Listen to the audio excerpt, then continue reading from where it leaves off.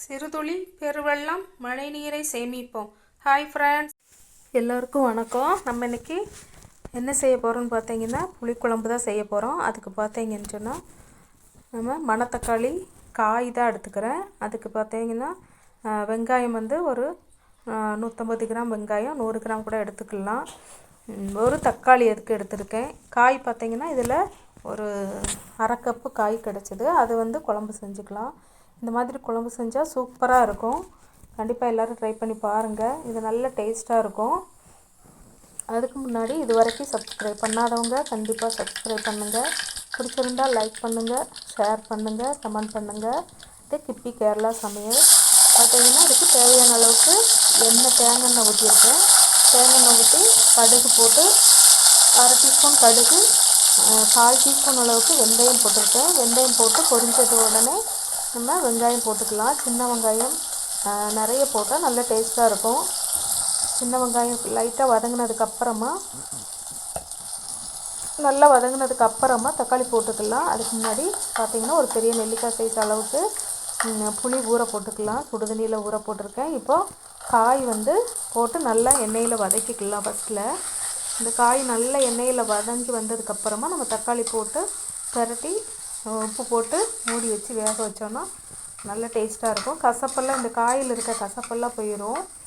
இப்போ நல்லா வதக்கிக்கலாம். இந்த காயில் இருக்க தண்ணியெல்லாம் நல்லா வதங்கிடும். இப்போ பாருங்கள் கலர் மாறி வந்துடுச்சு.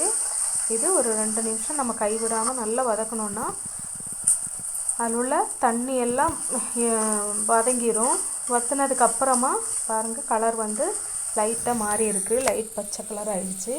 இப்போ பார்த்தீங்கன்னா லைட்டாக உப்பு போட்டிருக்கேன். இந்த உப்பு போட்டு நல்லா பெரட்டி விட்டுட்டு நம்ம தக்காளி பார்த்தீங்கன்னா நான் ஒரு தக்காளி பெருசாக எடுத்திருக்கேன். அதை சின்ன சின்னதாக கட் பண்ணி வச்சுருக்கேன். தக்காளி போட்டு வதக்கி விட்டுக்கலாம். அது கூடவே பார்த்திங்கன்னா அரை டீஸ்பூன் அளவுக்கு உப்பு போட்டுக்கலாம். உப்பு போட்டு நல்லா பெரட்டி விட்டுட்டு மூடி வச்சோன்னா அது நல்லா வதங்கிடும். தக்காளி வந்து நல்லா வெந்து வந்துடும். அதுக்கப்புறமா வந்து நம்ம மசாலா போட்டுக்கலாம். அதுக்கு முன்னாடி பார்த்திங்கன்னா தேங்காய் வந்து அதுக்கு நம்ம அரைக்கிறதுக்கு தேங்காய் பாருங்கள் 2 சில்லு அளவுக்கு தேங்காய் எடுத்திருக்கேன். 2 பத்தை, அதாவது 1/4 மூடி தேங்காய். இதில் 4-5 சின்ன வெங்காயமும் பூண்டு 4-5 பூண்டு பல் 4-5 போட்டுட்டு அது கூடவே 1/4 டீஸ்பூன் அளவுக்கு சின்ன ஜீரகம் போட்டுக்கலாம். அதையும் போட்டு நல்லா நைஸாக அரைச்சி எடுத்துக்கலாம். இந்த மாதிரி புளிக்குழம்பு செஞ்சிங்கன்னா நல்ல சூப்பராக டேஸ்ட்டாக இருக்கும். நீங்கள் எந்த புளிக்குழம்பு செய்கிறதா இருந்தாலும், காய் குழம்பு செய்கிறதா இருந்தாலும் நீங்கள் இந்த மசாலா போட்டு இந்த மெத்தடில் செஞ்சு பாருங்கள். சூப்பராக இருக்கும். கண்டிப்பாக அது வேறு லெவலில் இருக்கும். பாருங்கள் இதுக்கு வந்து தேவையான அளவுக்கு மல்லித்தூள் போட்டுக்கலாம். 2 டீஸ்பூன் அளவுக்கு மல்லிப்பொடி போட்டிருக்கேன். அது கொஞ்சம் பச்சை வாசனை போகிற அளவுக்கு வதக்கி விட்டுக்கலாம்.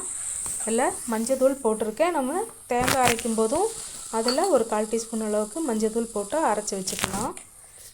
இப்போ இது மல்லித்தூள் நல்லா வதங்கின உடனே நம்ம மிளகாத்தூள் போட்டுக்கலாம். மிளகாத்தூள் வந்து 1/2 டீஸ்பூன் அளவுக்கு மிளகாத்தூள் போட்டிருக்கேன். இதையும் போட்டு நல்லா பெரட்டி விட்டுக்கலாம் பச்சை வாசனை போகிறது அளவுக்கு. அது வதங்கினதுக்கப்புறமா அதில் பார்த்தீங்கன்னா நம்ம புளி தண்ணி ஊற்றிக்கலாம். நம்ம புளி நல்லா ஊற போட்டிருந்தோம் அதை நல்லா கரைச்சி வச்சுட்டு இந்த புளி தண்ணி ஊற்றி இந்த காயோடு நல்லா வேக வைக்கும்போது அந்த கசப்பு வந்து கொஞ்சம் கூட இருக்காது. சூப்பராக இருக்கும். நல்ல வாசனையாக இருக்கும். நீங்கள் வந்து இது மாதிரி கண்டிப்பாக ஒரு தடவையாவது ட்ரை பண்ணி பாருங்கள். நல்ல டேஸ்ட்டாக இருக்கும். பாருங்கள் இப்போ புளி தண்ணி ஊற்றி இதை நல்லா கொதிக்க வச்சிடலாம். மூடி வச்சுட்டு ஒரு 2 நிமிஷம் நல்லா கொதித்ததுக்கப்புறமா நாம் எடுத்து பாருங்கள் தேங்காய் ஊற்றிக்கலாம். இது நல்ல தண்ணியெல்லாம் வற்றி புளி வந்து இது குழம்பு பாருங்கள் நல்ல தொக்கு மாதிரி ஆகிருச்சு. இந்த மாதிரி நம்ம இறக்கி வச்சாலும் வச்சுக்கலாம். தேங்காய் ஊற்றி வைக்கிறதா இருந்தாலும் வச்சுக்கலாம். இது மாதிரி வச்சாலும் நல்ல டேஸ்ட்டாக இருக்கும். உங்களுக்கு எந்த மாதிரி தேவையோ அந்த மாதிரி செஞ்சு பாருங்கள். 2 மெத்தட்லேயும் நீங்கள் செஞ்சு பாருங்கள். சூப்பராக இருக்கும். இப்போ பார்த்தீங்கன்னா நம்ம அரைச்சி வச்சுருக்க மசாலா வந்து ஊற்றிக்கலாம். மசாலா ஊற்றி மிக்ஸ் பண்ணிவிட்டு நமக்கு தேவையான அளவுக்கு தண்ணியும் ஊற்றி கலந்து விட்டுட்டு மூடி வச்சிடலாம். மூடி வச்சு நல்லா கொதித்ததுக்கப்புறமா இதில் மல்லி இலை கருவேப்பிலை போட்டு நம்ம இறக்கிக்கலாம். இது வந்து நமக்கு பாருங்கள் நல்லா இந்த அளவுக்கு கட்டி வேணுமா போதும்னு நினச்சாலும் தண்ணி ஊற்றாமல் இதை மிக்ஸ் பண்ணி விட்டுட்டு ஒரு கொதி வந்த உடனே அப்படியே ஆஃப் பண்ணிவிட்டு பச்சை கருவேப்பிலையும் மல்லி இலையும் போட்டு இறக்கி வச்சிட்டோன்னா சூப்பராக இருக்கும். இது கண்டிப்பாக இந்த சமையல் உங்களுக்கு பிடிச்சிருக்கும். பிடிச்சிருந்தால் லைக் பண்ணுங்கள், ஷேர் பண்ணுங்கள், சப்ஸ்கிரைப் பண்ணுங்கள். இது வரைக்கும் நிறைய பேர் சப்போர்ட் பண்ணியிருக்கீங்க. சப்போர்ட் பண்ண எல்லாருக்கும் ரொம்ப ரொம்ப நன்றி. லாஸ்ட்டில் பாருங்கள், கருவேப்பிலை மல்லி இலை தூவி அப்படியே நம்ம மூடி வச்சு இறக்கி வச்சிடலாம். சூப்பர் டேஸ்ட்டாக இருக்கும். கண்டிப்பாக ட்ரை பண்ணி பாருங்கள். எல்லாருக்கும் நன்றி, வணக்கம்.